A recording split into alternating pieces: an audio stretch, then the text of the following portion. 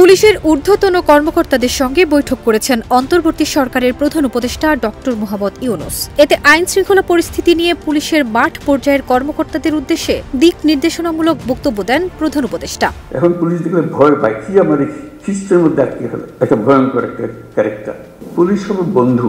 নির্বাচনের সময়ে অনেক চাপ আসবে, সেই সময়ে পুলিশ বাহিনীকে শক্ত থাকতে হবে বলে নির্দেশনা দিয়েছেন প্রধান উপদেষ্টা। ভাবমূর্তি পুনরুদ্ধার করে কাজ করার তাগিদ দেন ডক্টর ইউনূস। 17 মার্চ রাজধানীর তেজগাঁওয়ে প্রধান উপদেষ্টার কার্যালয়ে এ বৈঠক অনুষ্ঠিত হয়।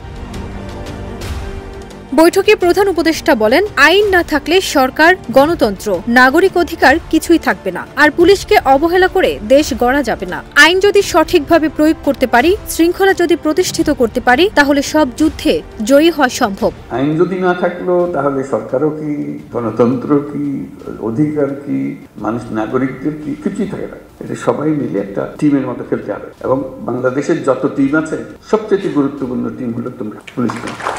অন্তর্বর্তী সরকারের হাতে বেশি সময় নেই জানিয়ে অধ্যাপক ডক্টর মোহাম্মদ ইউনূস বলেন, আমরা ইতোমধ্যে 7 মাস পার করে এসেছি। আমরা বলেছি ডিসেম্বরে নির্বাচন হবে, কাজেই এর মধ্যে আমাদের যে সামর্থ্য রয়েছে, যা যা সংস্কারের প্রয়োজন সেগুলো করতে হবে। কারোর জন্য অপেক্ষায় থাকলে আমাদের কোনো লাভ হবে না। সংস্কার কাজ করতে হবে এবং সেটি প্রতিষ্ঠা করতে হবে।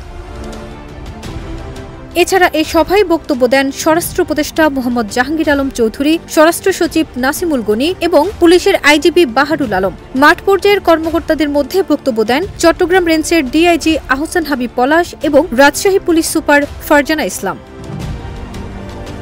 ফারজানা নিকিতা, দেশ রূপান্তর।